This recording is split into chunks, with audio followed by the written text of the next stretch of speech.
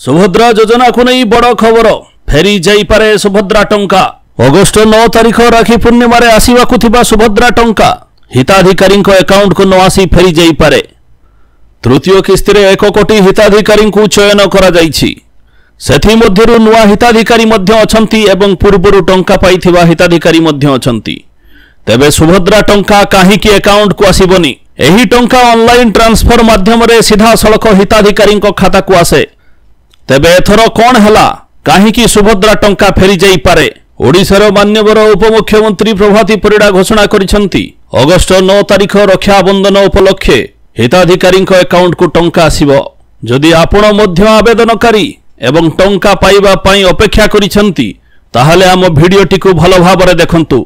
आउ जदि प्रथम थर पई आम चैनल को आसीचंती दया करी आम चैनल को सब्सक्राइब कर दियंतु। सुभद्रा योजना रे टंका ऑनलाइन ट्रांसफर माध्यम रे सीधा सड़क भाव में हिताधिकारी खाता को आसे।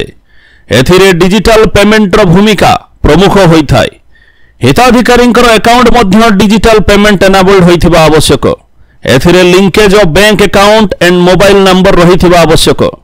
बैंक खाता सहित मोबाइल नंबर रो लिंक जेमिति कटि न जाय एथि प्रति हिताधिकारी माने ध्यान देबे। ई केवाईसी जेमिति सफलतापूर्वक संपादित होइथिबा आवश्यक।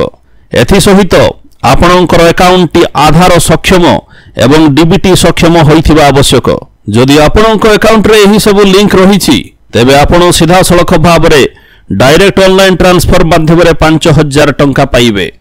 जदि आपण माने सुभद्रा योजनार बेनिफिशियरी लिस्ट देखिया पई चाहंती ताहाले सुभद्रा योजना ओडिशा गवर्नमेंट पोर्टल को विजिट करंतु। बेनिफिशियरी टैब को क्लिक करंतु। निजर जिल्ला को एंट्री करंतु एवं ब्लॉक और ग्राम पंचायत को सिलेक्ट करंतु। धन्यवाद।